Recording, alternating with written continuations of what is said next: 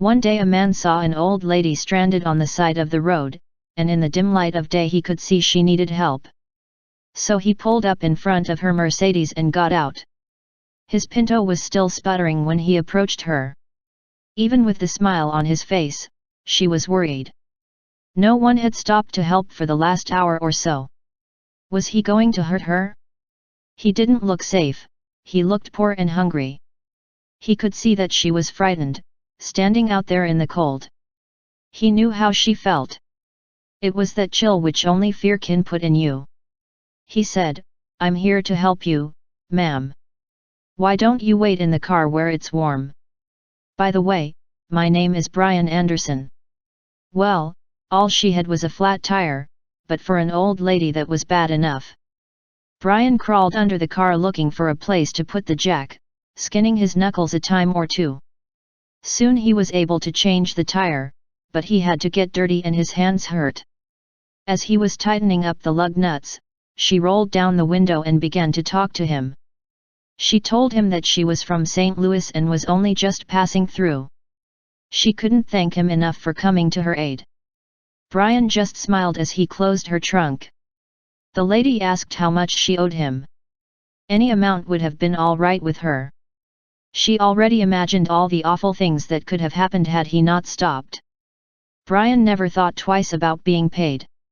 This was not a job to him. This was helping someone in need, and God knows there were plenty who had given him a hand in the past. He had lived his whole life that way, and it never occurred to him to act any other way.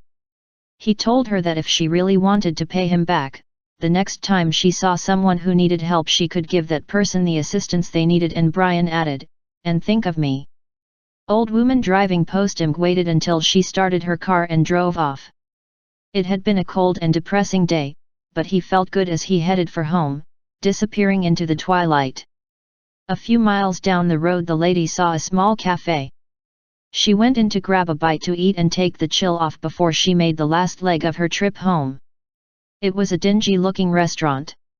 Outside were two old gas pumps. The whole scene was unfamiliar to her. The waitress came over and brought a clean towel to wipe her wet hair. She had a sweet smile, one that even being on her feet for the whole day couldn't erase. The lady noticed the waitress was nearly 8 months pregnant, but she never let the strain and aches change her attitude. The old lady wondered how someone who had so little could be so giving to a stranger. Then she remembered Brian. After the lady finished her meal she paid with $100 bill.